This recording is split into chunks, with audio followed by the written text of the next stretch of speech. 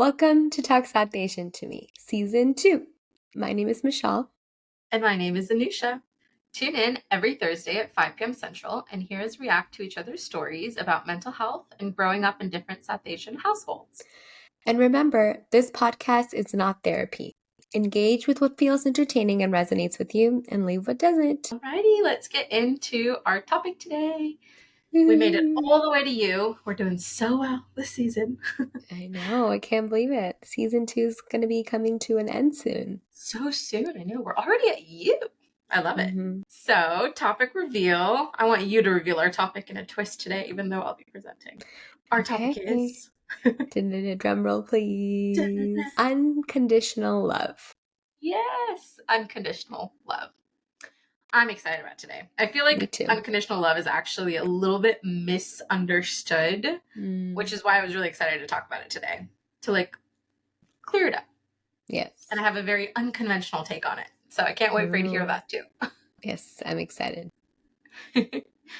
For our research part of today, I thought I would focus on some of our favorites, Psych Central and Very Well Mind. To start with, this. Yeah, they've been pretty good friends to us as we do these researches. I feel like Very Well Mind has really surprised me. Yeah. It's really good, lately. I think Very Well Mind is one of the most used for research between us, I think. I had to take a guess. That's cool. It's good to know. That comes up a lot, I feel like. Probably Psych Central, and then probably Psych Today. Interesting. Should we go back and do research? Nah, it seems like too much work. What's your take on it? Your expertise? If anybody else happens to notice or track it, we'll leave it up to the listeners. Yes. Let us know if we're wrong. So, to talk about unconditional love, as always, let's just define it. Unconditional love, at least according to Psych Central, is basically the selfless act of loving someone with full acceptance and without expecting anything in return. Typically, you probably equate this kind of level of love to the love that you have for parents or your children. That's the most common thing that people think of when they think of unconditional love. Whereas with maybe say a partner or friend, I think people think that there's a little bit more conditions, right? Yeah. To be treated in a certain way, to be, basically having some level of boundaries, expectations, etc. Right. But with parents and children, you could basically kill somebody and your parents would be there for you. You would be there for your kids, right? A drastic example, very dramatic, but I think it illustrates the point. Obviously, wanting this kind of unconditional love is very, very understandable, right? I mean, it's normal to want that kind of love. But I really love the way that Psych Central phrased this question. I'm totally stealing it from them. The way that they phrased it was, while it is understandable, this desire that you have for unconditional love, is this something attainable in real life? Or is it just in the fairy tales? Good question. I love the way that it said that. It caught me off guard. It made me chuckle, actually. I really liked it. But it's a good question. Yeah. Yeah, exactly. I mean, I guess like in the purest sense of it, right? Unconditional love is all about caring about the happiness of another person without kind of a thought or a concern about how that love and care benefits you. I mean, it sounds nice to have, to feel, to want. Yeah. But we'll talk more about is that practical though? What does that really truly look like? But before we jump into that, I want to talk about some of the signs of unconditional love. This is by no means an exhaustive list, but just a few examples of signs of unconditional love. Okay. One is that you're accepted for your faults without a desire to change you. 2 is your needs are paramount and viewed as valid. 3, the other person does not try to make you feel small. There's a sense of equality, right? And 4, the relationship is reciprocal and not transactional. That's a good one. Yeah. I thought these 4, while they're not exhaustive, I thought they hit on some of the main points really well, right? When you think of unconditional love initially, these are the kinds of things that you would think of, would expect. Yes. I think this was from Psych Central, I think. Yeah. Psych Central actually quoted a research from 2010, which suggested that unconditional love can have an impact on your emotional well-being. Well, duh, right? It Yeah. seems a little bit obvious. But they Yes. kind of go on to talk a little bit about the findings, basically indicate that the children who receive high levels of nurture and love from their parents at a young age, they tend to have less distress in adulthood, as well as fewer mental health symptoms in general. Yeah. So this made me think, like, basically unconditional love, it like promotes trust, right? And Yeah. trust and security, they totally go hand in hand. Mm-hmm. Yeah. They do. They do go Yeah. hand in hand. Now, talking about like actually what is healthy unconditional love, is it healthy? Is it not healthy? Talking about that, I think we need to start with the healthy unconditional love. Okay. Healthy unconditional love totally can exist, but caveat, in the form of support, it exists while you still have boundaries. Hmm. So what that can look like, right, is you can say, I love you and I will support you no matter what. I do support you no matter what, but I can't continue to help you if you don't get help for addiction, for example. Right. That's the example they chose to give. Yeah, it's a But good like, example. Right. yeah, and like that Then, really illustrates it, right? Like this is healthy unconditional love. You can say, I love you, and like my feeling of love for you will not change. And I do want to be here to support you, but my support in this particular way, there's a boundary there. I can't keep mm-hmm. supporting you in this way if you're not also like doing something for yourself. Again, it's not like something for you, Yeah. but it's for them, their benefit. Hmm. I know that was a pretty good example Yeah, of that's a good what one. healthy unconditional love looks like. Mm-hmm. But on the other hand, unconditional love can also be unhealthy, right? Particularly if it exists without these boundaries, because feelings of love can sometimes, blind us to what's really happening. If you're showing someone unconditional love, but there's no mutual care and respect in that relationship, that is Right. So unhealthy unconditional love. yeah. Yeah, exactly. So it's that mutual care and respect, that mutual reciprocity piece that really Yes. defines, well, that plus the boundaries is what really defines whether it's healthy or unhealthy in terms of unconditional love. Loving unconditionally requires reciprocity. So while it may feel really great to offer love to someone without expectations, it can also lead to feelings of depletion, right? It's important not to neglect your own needs. Right. I think when you're dealing with love, like with a person, like we have different needs, we have different wants, we have different desires. It's okay to compromise, right? Mm-hmm. That's totally normal, totally fine. But if you are absolutely giving up and sacrificing what you want for someone else, that's where the problem exists, right? It's important Right. to have some expectation for others, even if that expectation is literally the simplest level. You just need to be treated kindly, Right. respectfully. I feel like some like healthy amount and healthy forms of expectations are okay. Yeah, exactly. Totally. Because that helps you protect yourself and ensure that Right. you're giving love to the people that, I hesitate to use the word deserve. It's not that they don't deserve your love, but to the right people who are going to nurture and appreciate that love and give it back. And respect your boundaries, right? Yeah. Yeah. So to recap all of that, I think the two main things that I found were really, really important to highlight is that one, for healthy love to kind of continue, there has to be this mutual respect, not an attitude of you have to put up with me no matter what I do. Yes. That's when it Mutual becomes respect. unhealthy. Yeah. And then two, if a relationship is hurting you more than it is helping you or serving you, it's okay to feel unconditional love and let the relationship go. Yeah. It's two separate things. Yeah. Nobody says that just because you let somebody go that you don't love them anymore. It's not an on and off switch. But there is a difference between you feeling it and then you acting on that love. Mm-hmm. Right. Yeah. Very Well Mind actually talked a little bit about how to show unconditional love, which I thought was kind of cool. I want to talk about it. Yeah. They come up with like 5 specific ways of how to show unconditional love. Again, not exhaustive list, but a good start. Mm-hmm. The first thing that they talk about is practicing open communication. Both Open people's communication. needs can be met through Did we open talk about communication. that in a previous episode? Yeah, we did that. We dedicate a whole episode to it. 2, communicate without being defensive. That's a hard one. It is. Totally is. Totally is. But being curious and assuming the best allows us to practice having unconditional love. and not saying like, oh, if you do this, then fine. I don't want to talk about this. You're kind of showing them that intentionally or unintentionally, you're showing them that your love is conditional. Yeah. Yeah. 3, don't let little annoyances override your love. Basically, like deal with the little things, and once you deal with it, just like, let it go. Don't let it build.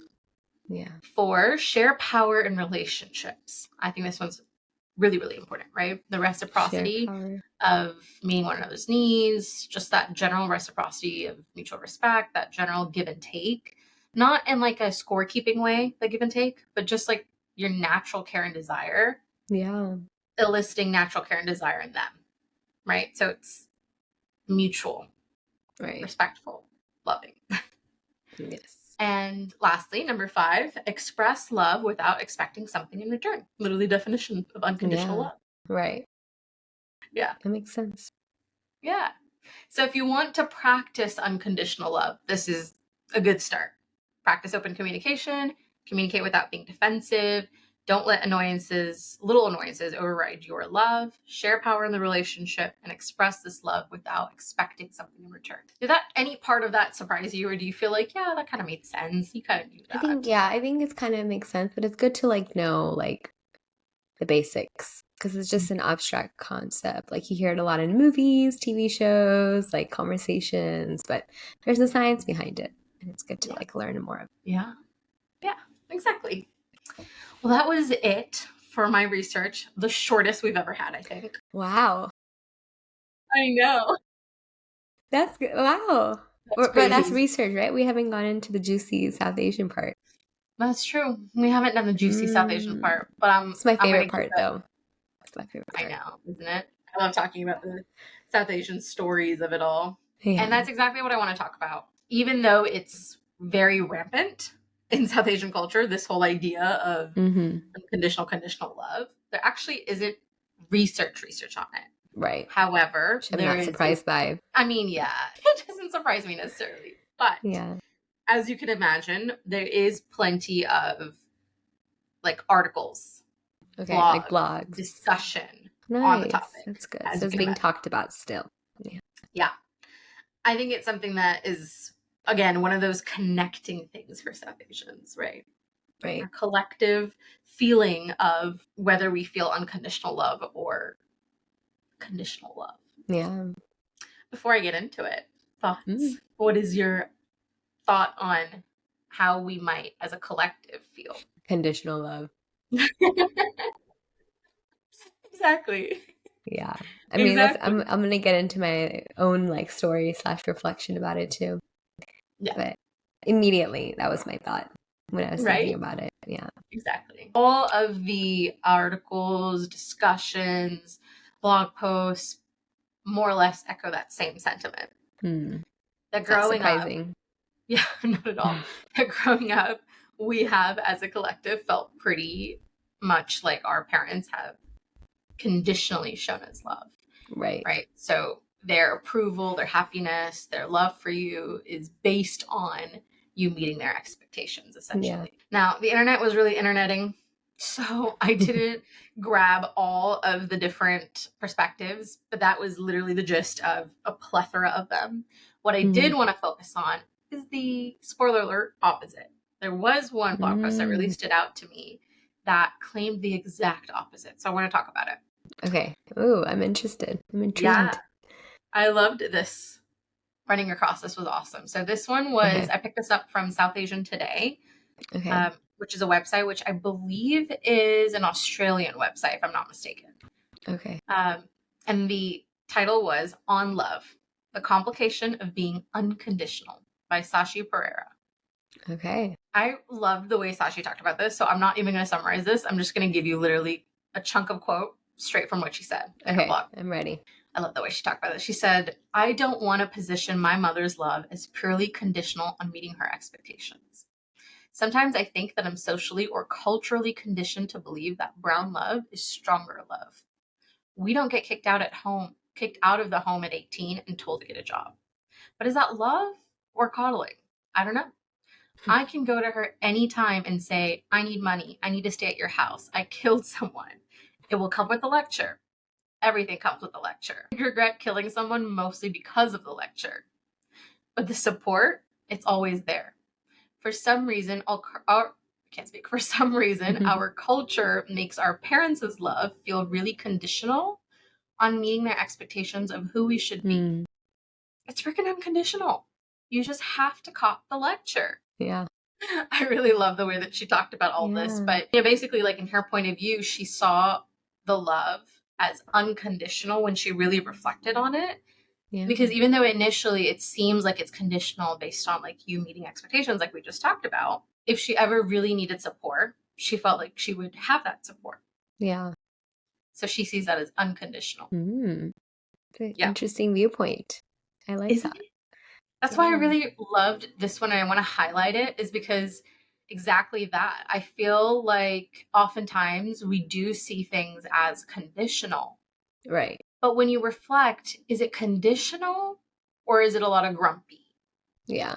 Complaining. Right. But they would still be there for you.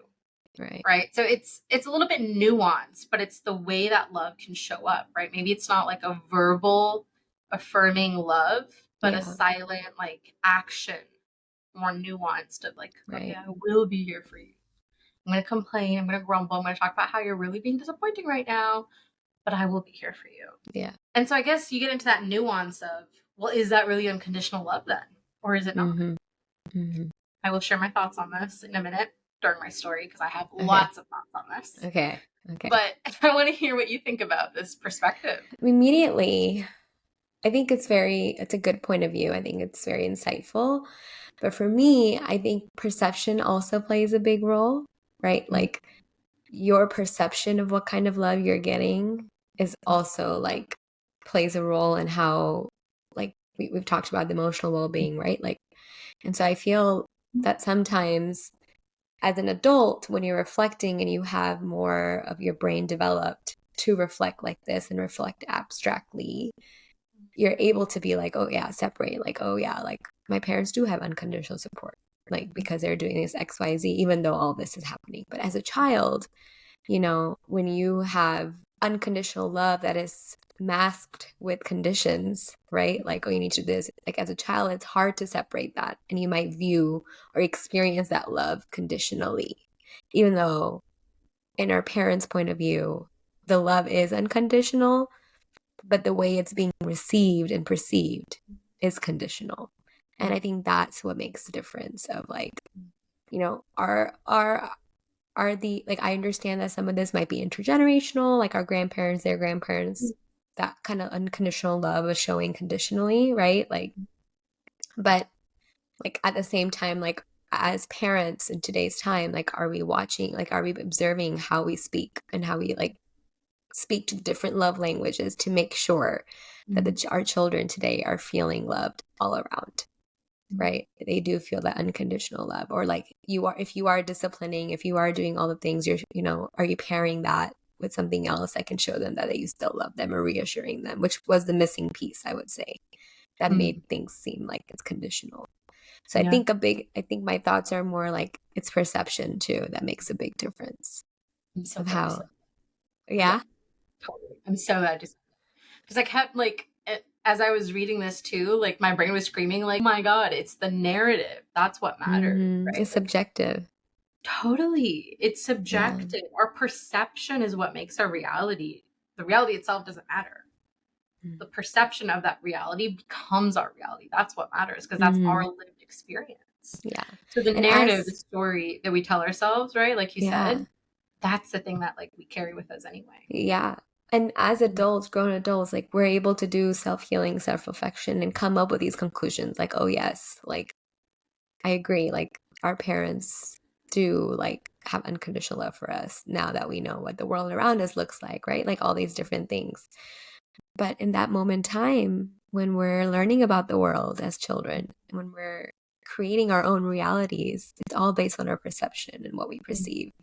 And if your love that you receive from your parents was perceived conditionally, like that can have its own consequences, right? Moving in the rest of your life. Yeah. Absolutely. And speaking to that consequence piece, right? I mean, it can really make you feel like you have to earn being loved. Because it's conditional. Yeah. But you don't have to earn being loved. You have to earn respect. But that Right. does not earn being Yeah. loved at all. Right. I love this moment. Yes, perception. I'm so glad you said that. Because It's the key. literally that's what it is. That's why I really love like not assigning too much meaning to like any particular word. Because there's a thing that the word means. And then there's our perception and the meaning that we place as humans on that word. Right? Yeah. Like just the other day, I was just thinking about this so much last week. I think, what is his name? Matthias Baker, maybe? I'm not recalling it, but he's like a really famous like content creator on Instagram and Okay. TikTok. Okay. And I believe he's also a therapist. Okay. He talked about how people pleasers, our favorite topic, are at the core selfish. This went viral. And at the time when I was looking through this, I was like, whoa, what? I commented on it because, as you know, I work a lot with people pleasers. Yeah. And so I was like, you can't be saying that on a public platform Yeah. where so many people, including myself, love his content. Because it's so like, it is a disservice, you know? You're calling out an entire chunk of people and saying the thing that you have this urge to do that you're not always happy to do, yeah, you do it because you're selfish. That stings for a lot of people. Yeah. But more than that, it's just not true, right? It's again, right? This idea of, is it selfish, or the way that I see it, self-serving, right? People pleasing is self-serving, because when we people please, we get around that fear that we have of how someone's going to react to us. Right. So people pleasing allows us to bypass that fear. Yeah. We've done what they wanted. We're not going to get hurt by their reaction. But to say that it's selfish is just not true, because by definition, literally dictionary definition, I have pulled out the dictionary to define selfish to, I cannot even tell you how many clients. I don't have enough fingers for that.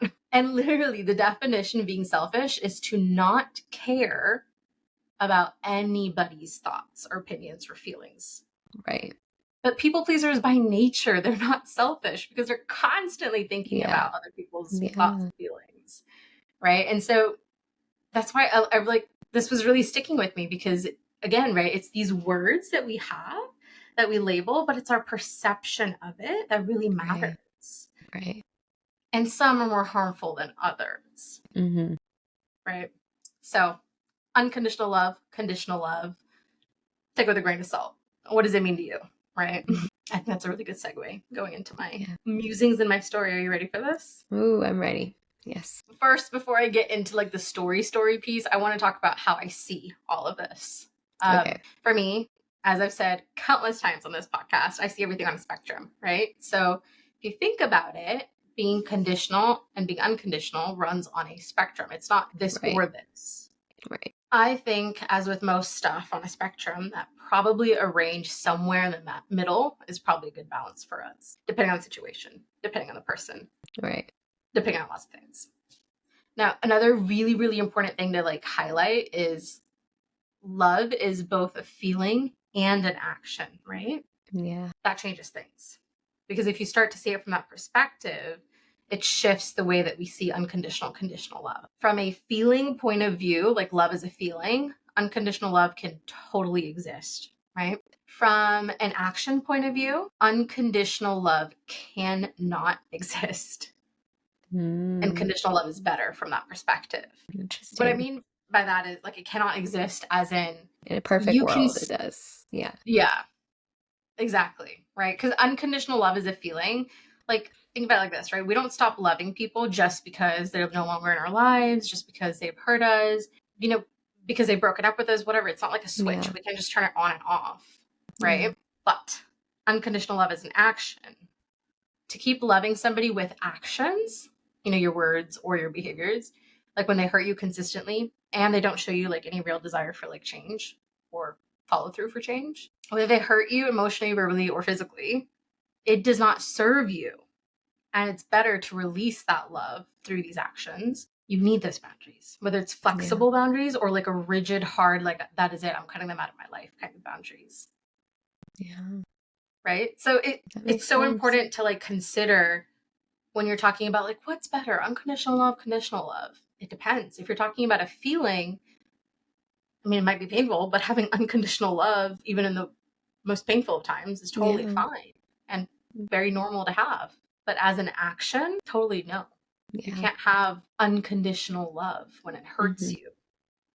Yeah, It I has to really be. like that distinction you're making. I think it's Yeah. important to point out that it's two unconditional love can be looked in two different ways, as an action and a feeling.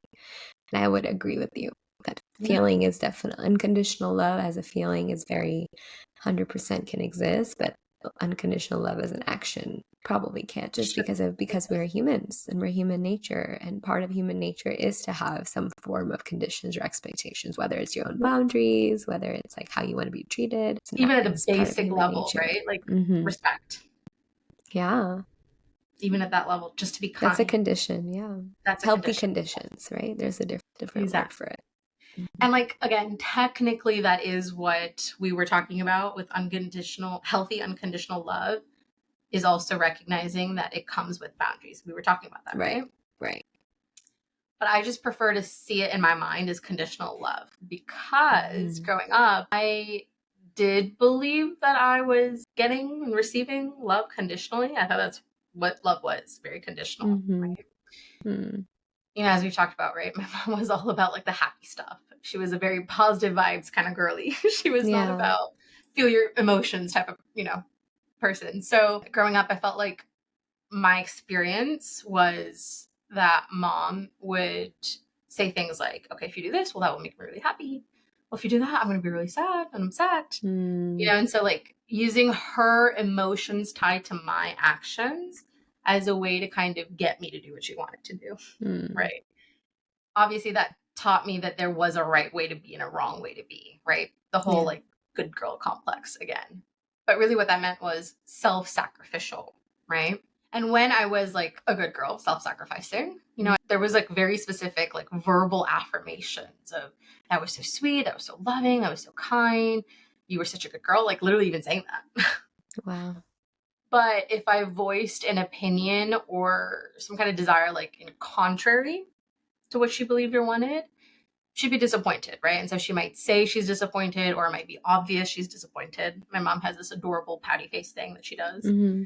Either way, it's very obvious that she's Yeah. not happy. Now back then, I'm thinking about like a very specific period of time when I think this was in middle school after my grandfather had died, her dad had died, Mm. and mom was in a pretty fragile place. Like, talking through grief is not really a thing, in like South Asian culture, not really. Yeah. And she and her dad were like super, super tight and close. And so this was a time, I think I've talked about in the podcast before, where she felt a lot of like loss of control with her dad dying. And Mm-hmm. then also at the same time, I was going into more of my independence, in my human developmental stages. Yeah. Right. And so what that meant was anytime that I did have this like difference of opinion or difference of action that I did, she would be so disappointed. And that was a time when she just didn't know how to control her anger. So she would I would get hit for that, right? I would get smacked for it. And or Mm. she would totally withdraw emotionally. Like silent treatment. Yeah, exactly. Like silent treatment or passive aggressiveness, Mm. It's slamming pretty doors type common of thing. too. Yeah. So back then, there were definitely times, like genuinely, there were times when I truly, truly, truly believed that she just didn't love me. Mm. There were times, like I remember writing in like a journal that I had, writing like, mom hates me. She wants me to be this good girl that I just am not. That's why she just totally hates me and she has no love for me. I remember Mm-hmm. writing that down as a child. And like, obviously, now as an adult, having gone through therapy, having been a therapist for long enough to understand patterns and habits and people's behaviors, now I can see it for what it truly was, a power struggle at a time when she didn't have resources, tools to know better, to do better. Yeah. Now I know better that my mom, I have like 0% belief that she would never not be there for me. If I ever needed literally anything, no matter how Mm-hmm. small, no matter how big, I have no doubt in my mind that she would be there to support me through Yeah. that. Maybe a little bit clumsily, maybe she wouldn't know exactly what to do, but she'd be there. She'd want to be there. But like we were talking about, right? Perception. While I was going through that moment in time, though, I had 100% belief that her love for me did not exist. And it was very Yeah. conditional, and I was not meeting those conditions at all. So obviously now, while I know better, back then perceptions, everything. And that held a lot of power over me for a long time, created a lot of like anger, resentment, not understanding what was happening naturally, right? And so I feel like for me, I prefer that term of conditional love because to me, that's more empowering to see it as conditional love. To me, basically, I see unconditional love, at least at that time, as kind of this thing where like it was weaponized, right? Unconditional love. This is family. This is your mom. Of course, you have to love her. You can't be upset. You can't have boundaries. You know, I saw and was in one way or the other told that unconditional love meant no matter what is said, no matter what is done, no matter how hurt you are, you have to love them. Yeah. Right. And so that's why for me personally, the idea of unconditional love, well, I understand comes with boundaries now as an adult.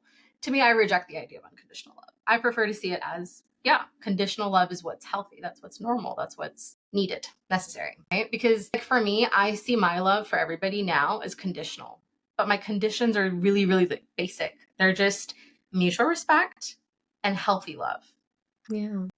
Right? I'm no longer, as an adult, going to tolerate loving somebody, whether mostly my actions, because I can't control my feelings. I might still love you if you hurt me, but I'm not going to show actions.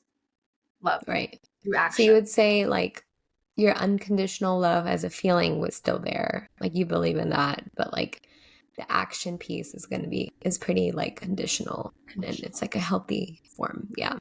Yeah, exactly. Which Because I makes can't turn sense. on Yeah. and off my love like a Hmm. switch, even if I want to. That's not how it Yeah. works, right? But I can choose not to act on my love. Hmm. I can choose to have boundaries. I can choose to say, if you don't say things kindly, then I don't want to engage in conversation with you. If you don't, I don't know, respect my emotions, then I don't want to Yeah. spend time with you. You know, Mm. these kinds of boundaries are what make my love conditional in how I choose to show up as a person. But how I feel, I can't control that. That's Yeah. unconditional. That's It's going to do its own thing. feelings. Yeah. Feelings Yeah. are different. Yeah, exactly. And I think, you know, a lot of my experiences is what has made me come to this because I was still struggling with unconditional love, even in like college, right?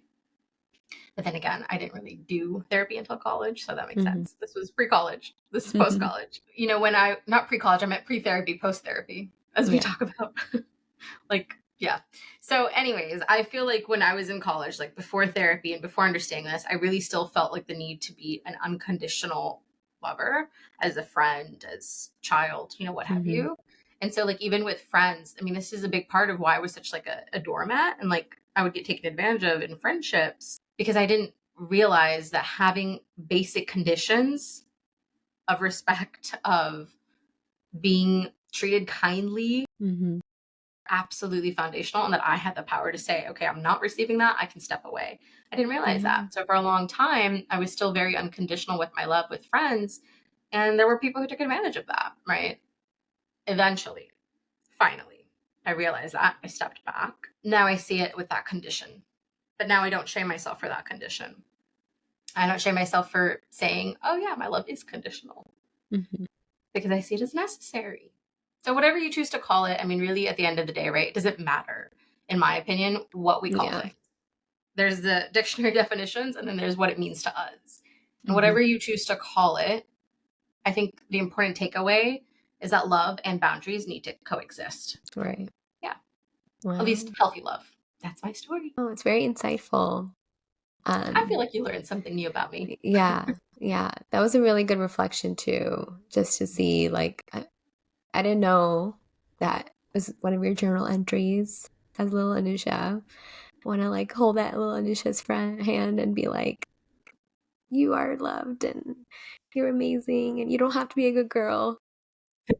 You know, you could be whatever you want and you are still loved no matter what. Yes, exactly. Hurt. Hard times, but we learn and we grow.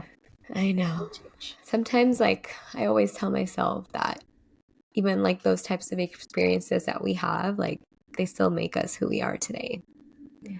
You know, we kind of use those experiences as strength to like tell ourselves, like, okay, that's not me anymore. You know, Yeah. this is how I am. Our resilience. Yeah. That was very inspiring.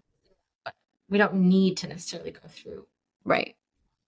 emotional wounding to be resilient. Right. But we've spun our wounds into resilience for sure. Mm-hmm. Mm-hmm. Exactly. It doesn't have to happen, but there's a way to be resilient about it. And you have been. It's very inspiring. Thank you. Thank you for sharing. I definitely thought I might tear up or cry on that journal entry, but I didn't. Oh, I'm it's over a it. heavy topic. It is a heavy topic. And I that's think your a few inner years ago, child, right? Also, that's like yeah, feeling those feelings. yeah, totally. I think it's a good sign though. I think it just means that I've really truly crossed that bridge of healing that wound in particular, that I can talk about it without the tears. Yeah. So proud. There you And go. tears are still okay. Good It's a job, form younger of me. coping. Yes, and tears are still okay. It's a form of Yeah, coping. We're all allowed to cry. if you cried. Yes. Thank you. Yes. But I'm really proud of you. Thank you, And darling. thank you for being vulnerable and sharing this, to the rest of the world. Oh, yeah, I know. It's just out there broadcast now. Everybody knows I about dirty know. laundry. I know. No, it's not dirty laundry. It's being vulnerable, and I think there's something special about that. It's like it's a form of strength and almost self-healing in a way. This is kind of like our own journal entries, when we talk to each other. Where we own it. Yeah, exactly. Yeah, I'm ready for yours. Okay, you ready for mine? Yes.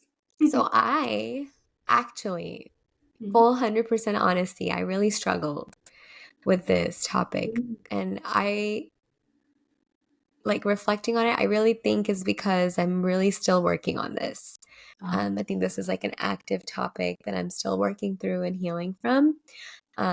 So I guess it's perfect timing and maybe not so perfect timing. It's almost both, right? Like I get to process it in a different way, but then also it's a little challenge for me too. But I can say that my experience with this is very similar to yours. I really like the distinction you made between feeling versus action. But for me, growing up, they were intertwined. So like, and I think it was similar for you too, right? Like you like accepting and thinking that your unconditional love that you have someone for someone means you unconditionally action love someone too. They're kind of the same. And I don't think I really separated those until like probably like 2, 3 years ago, like very recent, which is insane. And I'm like still working on it because there's just so many years of like undoing and unlearning and learning, right? So when I was trying to write my story, I asked myself, I was like, okay, unconditional love, what does that mean to me? And the first definition, this is way before, your research that you talked about is like, I wrote this way before. I said, loving someone without any expectation. And I said, I think it's possible to love someone with very minimal expectations, but I don't think it's part of human nature to love someone with zero expectations. So that's like the action based. So this is like my more current reflection, right? Like how I feel today. And I agree with you as well. There's always like some form of boundaries or a tiny expectation that exist, even though it's a healthy form of expectation, right? It's healthy expectation. But then I got into like reflecting about my childhood and my familial relationships, my friendships. And I would say, although I agree, right, that the intention was unconditional love, action, and feeling. I'm sure the feeling was there too, but the action was intended to be unconditional. The love that I received from my parents, I do feel like it was perceived conditionally from my end. I felt that their love for me was very dependent on my actions, and not because it was tied to their emotions, like you shared with your family, right? I think it was more where they were occupied. I know I talked about it in a little bit in my previous episodes about how growing up, I was a parentified eldest daughter. My sister experienced many chronic illnesses growing up, and my parents, because kind of she was like the baby of the household, like they were very occupied by her. So it's almost as if like I felt that in any action that I did that made them happy or proud of me, a little bit of emotion, right? Then I got their attention equal, and hence as a child that equaled love for me. And so it was, I would get student of the month, and they would get excited and come to like the evening function and like take videos, or I would get straight A's, like they would get excited and be proud of me. I almost like just thinking back to now, like I almost think like it plateaued a little bit too. Like they just got used to me doing so well that they stopped being impressed in a way. They were like, oh, this is the usual, like she's doing so well. So I think that's what kind of made me be an overachiever too, which you probably remember in high school. Like I was kind of like aiming to like to do better, to keep busy, to keep thinking of new ways to like achieve. And like starting a high school organization, right? Like as a 16-year-old or 17-year-old. Like it was Successful. yeah, thankfully. But it was driven by this emotional wounding, I guess, right? And I feel that that conditional love that I was perceiving and receiving in that time of my life, it really was dependent on different things, like how well I did in school, right? The achievement that I just talked about, but it was also like how much I helped around the house. How much did I parent my sister? How much did I relieve my parents of being her parents and take care of her? Like I would take her with me to prayers and she would sit with me instead of my mom or my dad. And I would bring her like distractions. Like I would bring her a little notebook where we play games so she can stay quiet. Like, or I would think about like feeding her. Like, right. I would think of ways how I can be the better parentified daughter too, to help them relieve my parents because they were both working. Right. But then any mistake I made, like it almost felt like the love wasn't there. I used to be very like my communication was so naive where I would kind of tell like at home like secrets and like inside family matters and like share it to the rest of the world without thinking. And that caused like an uproar and I like they like were really upset with me and disappointed and that felt like they at that in those moments I felt like they didn't love me. Or I like broke a glass or broke a plate, I got passive aggressiveness. Or anything that I didn't fulfill their expectations or what they wanted me to, that my behaviors didn't match, like I felt like the love wasn't there. So it was just there was almost like a fear instilled in me to like be perfect and not make mistakes too. So like it fed into my people pleasing and my perfectionism. So I know. So there's like conditional love, like taught me to be a people pleaser, an overachiever, a perfectionist, right? Anything you can think of, put it in my jar, okay? And, it really taught me to think and accept. It was like a fact for me for a long time that if I make others happy, then I will receive their love. And if I make them unhappy, they're not going to love me. Like it was drilled in my mind. And like you said, it was fed into your friendships and relationships too. And like that carried with me through my entire rest of my childhood and my college years, after my college years to like early adulthood. I felt like all the friends that I wanted to keep around and wanted to feel the love from, like I always tried my like best to go above and beyond for each one of them. And sometimes it was received well and reciprocated, but sometimes it wasn't. And it felt like I was a doormat, like you said. And I was so blinded by this, mindset that even sometimes my mom would notice that some friends are being taking advantage of me and she would mention it. Like I wouldn't even like think twice. I might be like, no, that person would never do that to me. Like you're wrong. Right. But of course, like looking back, I feel like there was times where my mom was right about pointing those things out about my friends. And when I started doing therapy, I started really like I tell my therapist, it's like peeling my onion, where we're taking out like one by one all the outer layers and going into my core.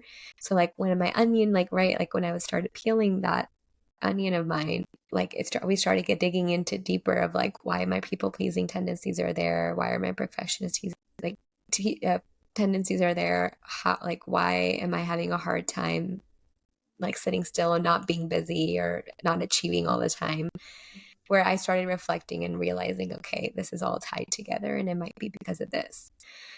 I think it really carried into my relationships. Like every single serious relationship I've had, a romantic relationship, I've definitely like given more than the other person. Like I went above and beyond. And even like my beginning of my relationship with my husband now, but my boyfriend at the time, like it was like that, where I would mold my schedule, mold my life, mold my likes and dislikes too, to like match and do what he wants. And through therapy, I was able to kind of be like, okay, but who am I, right? Like my identity became of a people pleaser or perfectionist an overachiever of someone who just caters to others, because that's how I think I will receive love, because I think it's conditional, right? And so when I started doing therapy and figuring out like what do I want, like what does Michelle want, and what are her boundaries, and this fear started being discovered too, where I almost feared sharing my own opinions, especially when they were on the contrary of my loved ones. Like that fear was really strong, where I had a hard time overcoming it. Like I became aware in like the beginning of my therapy journey, but that fear is something I'm still like learning to overcome, is because it's like I think for such a long time I've been taught that like if you don't, do unconditional loving actions for others, then you won't get the love. So like that fear has been instilled. And so even like sometimes I want to say like in the beginning of my marriage, where we were still learning to like how to be a married couple, I would like fear disagreeing with my husband, or saying like if he would say like let's do this tonight, and if I didn't want to, I wouldn't say it. I'd be like, yeah, let's do it. And so I feel like slowly that fear is being overcome, I would say. And I think he plays a big role in that as well. Like, I've been a little bit more open recently too about like, oh, like these are my people pleasing tendencies, or like, because I'll have some form of behaviors afterwards where I'll resent. I'll be like, oh, I didn't want to do this actually, right? Like some form of subconscious that he'll notice. So we'll have like discussions and conversations. And so I'll tell him, like, this is actually like me people pleasing you. And I actually don't want to do this, you know? So it's been like really good. And I would say, like, more recently, I have been feeling more safe to like speak up and share what I want, even if it's in disagreement of him, because I think that the love is conditional. But he has been proving me wrong, and he's like, oh, okay, this is what you want to do, totally okay. And in my head I'm like, he doesn't love me, like he's just like nonchalant about it. He's like, all good, like we'll do that later or something, like we'll figure something out. And it's been very reassuring. Healing. Yes. And yes. And he's been very like, it's almost as if like me setting the boundaries and having expectations for myself and what I want to, and making space for myself instead of only making space for him, because that's how I thought love was supposed to be like. It's almost as if I am opening the door to receive his unconditional love too, because he's seeing what my boundaries are and what I want, and he's catering to that as well. So I guess not unconditional love, unhealthy version, but like a healthy version, right? Like, yeah, healthy conditional love, and then healthy unconditional love feeling, both action. Yeah. Isn't it crazy? Like, I find it totally crazy that when it really boils down to it, there's only like a handful of things, like maybe 1 to 3 things, maybe more, but like really truly a handful of things that we have been super impacted by. Right. And those handful of things have totally created huge levels of branches and layers of other things that are destructive and unhealthy and right, way less than what we deserve. But if you really look at it, it all boils down to those very few moments and things in life.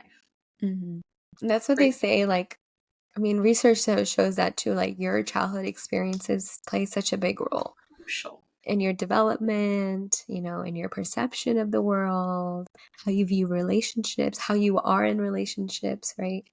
It's your I can blueprint. go on and on about this. Yeah, it's your blueprint. Like our season 1 episode. Childhood blueprint. Check it out. Literally, it is. It is.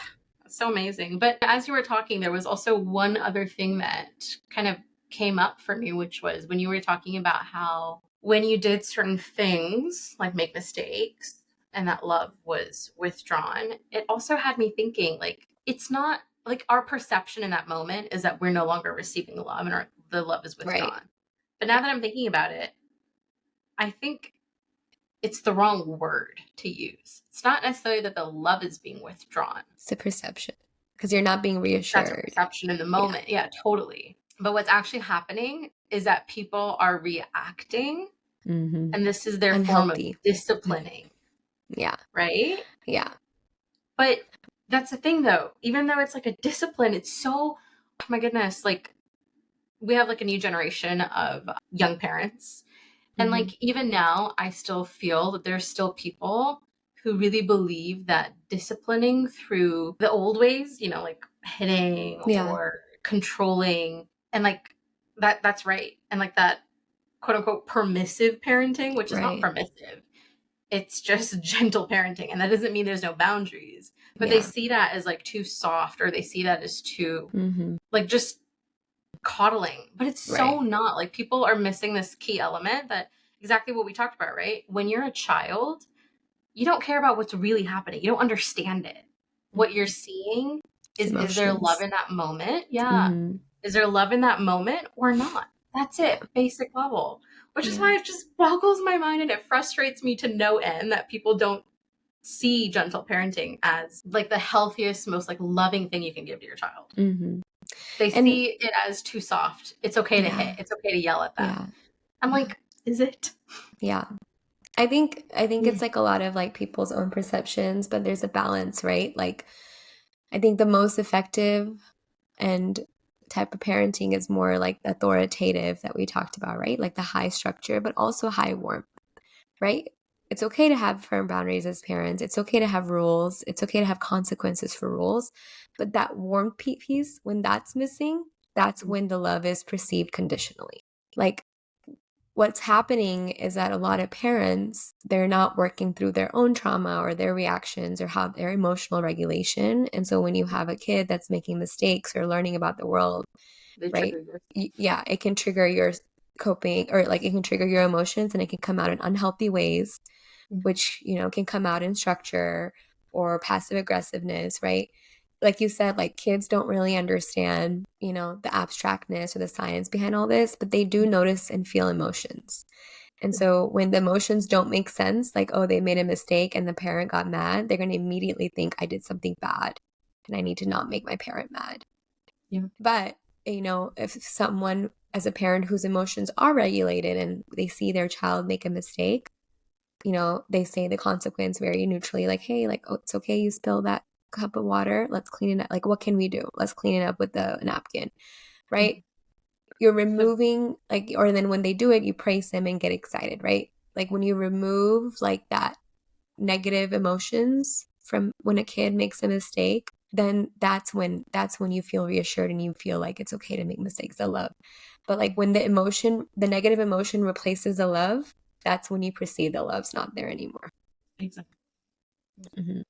That's why I really love that you use that, like, if I ever dropped a glass and broke it example, because that's like classic example of like the Yeah. stupidest, littlest things that kids Yeah. will inevitably do, because I mean, Yeah. they don't It's have part of that their much control growth. of their motor skills. Yeah. Yeah. They're But learning. yeah, and when parents react though from like, oh, their They're stressed frustration that, about the oh, day. this, Yeah.